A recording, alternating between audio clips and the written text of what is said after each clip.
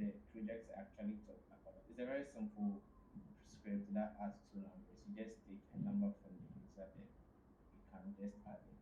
So one thing in open sources, there are actually a lot of ways, but one thing we mainly use is a program called the version control system. The most common one we use is Git, but then there are a lot of other ones. That's SVN, Mercurial, and stuff. So Git being the most popular and common one, you also have another platform where you kind of use Git to interact with self-hosted code and stuff. That's GitHub. Okay. So with Git, if you have Git on your lap, you can just install Git. Okay, so since I am using Mac, I can check the Git version. So that means I actually have Git version 2.4 installed on my laptop. Okay. So what we are going to do is to actually get started with open source, you might get used to the software that you can use it to control, that's the version control software. So I'll just do a short introduction on Git, then we push our code to GitHub. Maybe you make a pull request or something, then you can see the way forward. So since I have Git installed, the next thing I will do is I'll actually initialize a new Git project. Okay. So the command we mainly use is a git init command. That's just it. And it just told me initialize empty Git project in this repository. So now with this project initialized, there's a lot of stuff that we can now do. So first of all, Git does something where you can actually stage a file. So when you stage a file, that means the file is ready to be committed, and you can actually commit the file. So a command that you can use to stage a file is just git add. So one you can just do git add. Currently, the only file we have in our repo is main.py. So you can do git add and git will add this. Because I'm actually using VS Code, VS Code gives me more or less like a view of what's going on in my Git repository. So it turns out that VS Code told me that I've actually staged some changes here. This is just a simple project, so there's not really much. But then if you have a very huge project, it's very beneficial and you can see some minor stuff that you may have missed. Okay. So now that you've added the changes, the next thing is to commit. Okay. So mainly when I started this, the way I took commit is like final. Like commit add is like, oh, maybe it's a temporal save. You can go back and make changes to it. But then if you say that's the staging of the add, if you are committing something, in a way it's like you are committing to something. Final and is the end. That's what you are choosing to do. Okay. So the command for commit is the same as what we is similar to what we did. It's just the gate with the sub command of commit. But then you can't just commit. You have to add a specific commit message to identify the commit. So maybe this changed. What we have here is a file that adds two numbers. So maybe we are committing with the message. We use the dash m flag. Okay. So add a file to some two numbers. Okay, so now that I've add this, there's some stuff that is going on here. First, we see something we call a branch. We'll get into that later, but then the branch name is main. We actually have the root commit, which is telling us that this is our first commit, the initial commit that we are doing. Then this is the commit hash. There's a lot of stuff to do with the commit hash, but the thing is, the commit hash is like each and every commit has a specific hash value that you can use to identify the commit. Then this is the commit message I have here. Then the file itself, then the number of changes we made. So we added 6 insertions. In Git, it mainly counts the number of lines. So added 6 insertions and we added 6 new lines of code here. So you see from there the code ends at line 6. Then the last section is it tells us that it created a new file, then that's just it for the commit. So now that we've committed this is, let's say, fixed. Okay. Now it is committed on the main branch. Now when you say you want to contribute to someone's project, they also have their main branch, but you can't go and commit straight to your main branch. In a way, it's like you're suggesting changes to them. Okay. So let's say you found a project you want to contribute to, you want to suggest changes to them. What you do is you get the repo and you create a branch from the main one so that you can do your work and everything in that specific branch. It won't actually affect the main branch. Everything will be in that specific branch you've created. So now that you have everything in that branch, you make all your changes in the branch. And after you've made all your changes in the branch, you now create a pull request. And in that pull request, you tell them that I have made these changes, then you ask for feedback and stuff. Okay. So this repo is local here. So I'm going to just push this repo to GitHub. So this is my GitHub account. I'm just going to create a simple repo here. So maybe Python OSS. I'm creating a simple repo here. I hope this one is up. So when you create a new repo on GitHub, it mainly gives you essentially what you've gone through. Initialize the project, you add something, then you create a commit. And we also, I talked about the branch, you look at the branch commands later. But the thing is, this is a remote repository, and what we have here is local. Okay, so we can actually push this to the remote branch so that anyone else can see it, depending on how we do it, whether we make it private or public. So to make it simple, what Git does is Git gives us a command that you can actually add a remote repository to the local one. It kind of links them, so you know that for this local repository, we are pushing the files to this specific server or this specific application. And the command is just this. So I'll just copy this one and I'll kind of explain it here. Okay. So what this does is we are telling Git that so Git should add a remote something, a remote URL for it. Okay. And on the origin, that's for the remote stuff. We are adding this specific because this is our Git URL for the remote branch. Then we just add it and nothing happens. But in essence, it's actually added our remote stuff. So the next thing is we just have to push it to GitHub. So the command is git push. Now we get an option where it says that we should actually set the remote branch. Well, as I said, this is local. Okay, local we have main here, as you can see down here from VS Code. But the remote branch we created, the remote branch we created doesn't have anything. So first of all, which branch are we pushing to on the remote? So we are setting it to push to a specific branch we call main.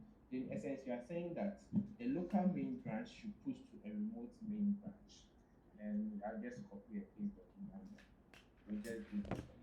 And when I come to GitHub and I refresh the page, I'll just see my code here in a main branch. So the two branches are being synced, and this is the simple code. So now let's say this is the project you have. Okay. Now you want to make changes and stuff to it. Maybe you saw this int here and you were like, you preferred float instead. You think float would be better. Okay. So you can you can fork the project. So how you fork it is you can so this is my actual case. So this is yours. So you create fork is like you are creating a copy of someone's project. Okay. Then when you make a copy of the project, in essence, you can actually make your changes to your copy without actually affecting the main project.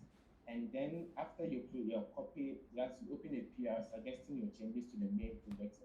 If everything is approved, it is merged as well. Okay, so I'm just going to create a new branch from this. Okay, ouch. So the command to create a new branch is just git checkout dash b. So dash b is you are checking out into a new branch and you give our branch name. Okay, so as I said, I want to just change this into a float. I'll just do use float. Okay, so now that I am in a new branch, in essence, every change I make in this branch is not going to affect the main branch. Okay, so here, what changes do I want to make? I want to replace this and make this as float. So now that I have this, I'm just going to run my code and see if it works. Okay, so my code is working, everything is working now. So as I said, from VS Code tells us that we've actually made some changes, and VS Code actually shows us the difference. So it's telling us that previously we had a line with int here, and now we are replacing it with. So the red ones is like the old one we are removing, the new one is the new stuff we are changing. So since everything is okay, as I said, commit is like a final boss. But first, you have to stage the file before you commit it. So let's stage this file, the main file, then we commit it. So the commit message now is let's say replace int by float. So that's our commit message. But you see, this is float now, this is fixed now. Okay. And when I check out to my main branch, realize that it ain't here.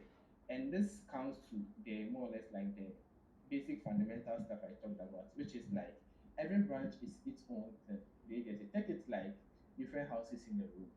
Okay, they are all the same thing under the same, they're all different under the same building. Different stuff can go on with different rooms. Okay. But in the end, you can actually combine everything together into one. So this is our main branch, and that is our use flutes branch. Okay, so I'm just going to push this specific branch to GitHub, then I'll create a pull request, then I'll make it into the main. So similar to what we did for the main, when we are pushing the main branch, you can also push this one to a separate branch on the remote. You can do git push dash new origin then use float. So you're just telling Git that you're pushing to this float branch on GitHub. And when I come here, it says you had a represent push. So if you refresh here and check our repo, when I click on main, you see I have two branches remotely. Okay, then GitHub gives you a button to just compare pull requests. So similar to what we did, we can actually see the changes we made. And this is what the changes we made. We replaced int with floats. And we just give our pull request a message, a title, then a description.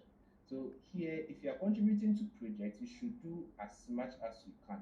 Explain as much as you can in terms of the changes you made, the stuff you did. And if the projects have tests, you try and run the test with the thing as much as possible because maybe your new changes might have broken some tests or something that you'll have to fix them before you go ahead. So GitHub gives us, you can just create a pull request here. So pull request, as I said, is like they are suggesting changes, okay, to the main branch. So since there is no conflict is a situation whereby you have two, like you are changing two different things at the same place. So you don't know, or Git doesn't know which one should take preference over the other. But since there's nothing like that occurring here, we just go ahead and merge this. So when I merge this, it's now merged in my main file. When I come to my main file, I just get a commit that says we just merged one pull request. And when I go to this main stuff, it's realized that it's not, how do I say, the int that we had before, it's now float. That means the new changes from the use float branch has been merged over. So but when it comes to locally here, realize that we still have, okay, let me go back to the main branch.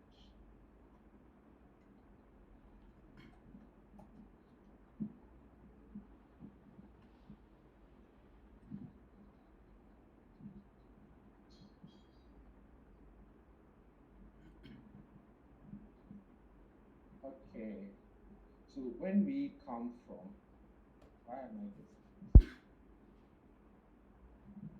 Okay, so this is actually the main, original main branch, the main stuff. Okay, so realize that back from here on this main branch, you have these fruits, but then we don't have them here. So that's essentially what happened here is there are changes on the remote that we don't actually have locally. So the first thing we can do is we can just pull the changes from the remote. Or in essence, you can do git fetch or git pull. And it will just tell us from which commit hash to which commit hash we pull from. And it will tell us the number of changes in it. That's there to 49 changes, two removed, two added. Then it goes from. And there are some other commands that you might see. For instance, we have git status, where it tells you how many files you have staged or something. You have git diff, which is just like a command line version for what was happening here, where you can see the differences or the difference between the lines locally in the terminal. Then you have git config to set your git configurations. You also have something called git log, where you can see how far like your project has gone. So I'll just do a git log and you see it. So the git log here is just like the different stuff. So this first of all, this is the git hash. It's like a log of all the commits from the start of the project till now. So this is the first commit I made. This was the commit that was on the original use float branch. And when the use float branch was merged into main, it's now, so in essence it's showing like a graph of how stuff moves. And as I said, each commit has a specific hash to use to identify the commit. So the initial commit came from here, then it went from this, and I've gone to this. So that will be all from me. Please, if you have any question, just let me know.